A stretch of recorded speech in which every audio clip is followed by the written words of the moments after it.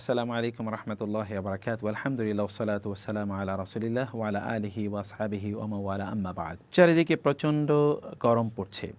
তাপপ্রদাহে আমরা ঘর থেকে বের হতে পারছি না। যারা বাইরে কাজ করছেন তাদের প্রাণ ওষ্ঠাগত এবং প্রতি মুহূর্তেই তারা কষ্টে তাদের সময় অতিবাহিত করছেন এবং প্রাণীকুলের দিকে তাকালে আমরা দেখতে পাই যে তাদের কত কষ্ট। প্রকৃতি প্রচণ্ড গরম হয়ে উঠছে, অসহ্য এই গরম। এই গরম আমাদেরকে স্মরণ করিয়ে দিচ্ছে সেই গরমের কথা, সেই তাপদাহের কথা যেটি আমরা কেয়ামতে এবং জাহান্নামের বিবরণে আল্লাহ সুবহানাহু ওয়া তাআলাকে বলতে শুনেছি। আল্লাহ সুবহানাহু ওয়া তাআলা বলেছেন, কুল নারু জাহান্নাম আশাদ্দু হাররা লাউ কানু ইয়াফকাহুন। বলুন যে জাহান্নামের আগুন, তার তাপ, তার দাহ, তার দহন এবং তার গরম আরও অনেক অনেক বেশি যদি তারা বুঝতো। এই যে চারিদিকে প্রচণ্ড তাপদাহ চলছে, এর কারণ কি আমাদেরকে ইনভেস্টিগেট করা দরকার। মনে রাখতে হবে আমাদের পাপের মাত্রা যত বাড়বে ততই তাপের মাত্রা আল্লাহ সুবহানাহু ওয়া তাআলা বাড়িয়ে দেবেন। পাপ এবং তাপ এই দুটো একটির সাথে আরেকটির সম্পর্ক রয়েছে। রাসূলুল্লাহ সাল্লাল্লাহু আলাইহি ওয়াসাল্লাম বলেছেন, ওয়ালাউ মানাউ আয-যাকাতা, যদি তারা জাকাত না দেয় লা মুনিউল কাতরা মিনাস সামাই, তাহলে আল্লাহ সুবহানাহু ওয়া তাআলা আসমান থেকে বৃষ্টি নাজিলকে আল্লাহ সুবহানাহু ওয়া তাআলা বন্ধ করে দেবেন। ওয়ালাউ লা আল বাহাইমু লামা ইউমতারু, আর যদি প্রাণীকুল না থাকতো তাহলে আল্লাহ সুবহানাহু ওয়া তাআলা বৃষ্টি বর্ষণই করতেন না। এরকম বিভিন্ন অবস্থা রয়েছে। এই অবস্থায় আমাদের করণীয় কি? আর আমরা জানি যে রাসূলুল্লাহ সাল্লাল্লাহু আলাইহি ওয়াসাল্লাম বলেছেন যে এই যে গরমের সময়ে এই যে তীব্র তাপদাহ, তীব্র যে আমরা গরম অনুভব করি, এই গরম এটি কিন্তু জাহান্নামের আগুনের মধ্য থেকে যা প্রকাশ পায় তার একটি অংশ। মানে জাহান্নামের আগুন এটি বছরে 2 বার সে নিঃশ্বাস ফেলে, তার একটি নিঃশ্বাসের মাধ্যমে এই গোটা পৃথিবী উত্তপ্ত হয়ে ওঠে। এর কিন্তু তার একটি অংশ এবং আল্লাহ সুবহানাহু ওয়া তাআলা এর মাধ্যমে আমাদেরকে জাহান্নাম সম্পর্কে একটু বুঝিয়ে দিতে চান। রাসূলুল্লাহ সাল্লাল্লাহু আলাইহি ওয়াসাল্লাম তিনি বলেছেন, জাহান্নামের আগুন এর 70 ভাগের একটি ভাগ মূলত এই পৃথিবীতে আমরা যে আগুন ব্যবহার করি তা। সাহাবায়ে কেরামরা বললেন, ওই 1 ভাগ হলেই তো আমাদের জন্য যথেষ্ট হতো। মানে এই এক ভাগই গোটা পৃথিবীতে যখন আগ্নেয়গিরি এর যখন আমরা উদ্ভব দেখি এবং তাছাড়া আর গরমের অবস্থা যখন দেখি, আগুন চারিদিকে যখন লেগে যায় তখন আমরা দেখি সব কিছু কীভাবে জ্বালিয়ে পুড়িয়ে দেয়। এর যদি জাহান্নামের 70 ভাগের 1 ভাগ হয় তাহলে জাহান্নামের আগুনটি কতটুকু হতে পারে সেটি আমাদেরকে সেভাবে স্মরণ করিয়ে দেয়। আর এছাড়াও আমরা এই তাপদাহ এটি তো আমরা জানি যে সূর্যের কারণে, সূর্য আমাদের পৃথিবীর কাছাকাছি অবস্থানে থাকে, এই জন্য তাপ এরকম বাড়তে থাকে। আরও বিভিন্ন ফ্যাক্টর এখানে কাজ করে।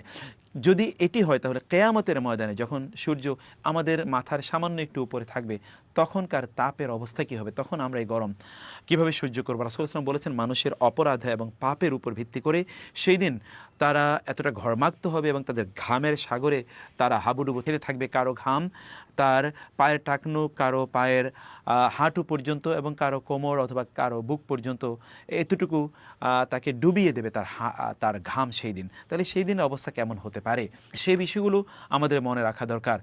এই প্রচণ্ড তাপদাহ চলছে, এই অবস্থায় আমাদের করণীয় কি? এই অবস্থায় আমাদের প্রথম করণীয় হচ্ছে বেশি বেশি মহান আল্লাহ সুবহানাহু ওয়া তাআলা জিকির করা, আল্লাহ সুবহানাহু ওয়া তাআলা স্মরণ করা। আল্লাহ সুবহানাহু ওয়া তাআলা কোরআনে তাই বলেছেন, যখনই আমরা তাদেরকে বিপদ আপদ দেই তখন তারা যদি স্মরণ করত এবং তারা যদি তাদাররাউ ওয়াস্তাকানু, তারা যদি আত্মসমর্পণ করতো এবং আমার কাছে অনুনয় বিনয় করে যদি তারা কান্নাকাটি করতো। আর দ্বিতীয়ত হচ্ছে আমাদের আল্লাহ সুবহানাহু ওয়া তাআলার কাছে বেশি বেশি ইস্তেগফার করা দরকার। কোরআন আল্লাহ সুবহানাহু ওয়া তাআলা সেই কথাই বলেছেন, যদি তারা ইস্তেগফার করে তাহলে আল্লাহ সুবহানাহু ওয়া তাআলা তাদেরকে পানি দিয়ে আল্লাহ সুবহানাহু ওয়া তাআলা ভরপুর করে দেবেন এবং তাদেরকে আল্লাহ সুবহানাহু ওয়া তাআলা রিজিক দিয়ে, ফসল দিয়ে, ফল দিয়ে, সন্তান দিয়ে আল্লাহ সুবহানাহু ওয়া তাআলা তাদেরকে ভরপুর করে দেবেন। আমাদের অতএব বেশি বেশি আস্তাগফিরুল্লাহ, ইস্তেগফার আমাদের করা দরকার। আর 3 নম্বর হচ্ছে আমাদের সলাতুল ইস্তিসকা, অর্থাৎ বৃষ্টি প্রার্থনার সালাত আদায় করা দরকার। রাসূলুল্লাহ সাল্লাল্লাহু আলাইহি ওয়াসাল্লাম যে কাজটি করতেন এবং আরবদের মাঝে এখনও কিন্তু সেই কালচার আছে, কিন্তু আমরা সেটি প্র্যাকটিস করি না। আমাদের ব্যাপকভাবে এটি প্র্যাকটিস করা দরকার। আর চতুর্থত হচ্ছে আমাদের দান সাদাকা বেশি বেশি করা দরকার।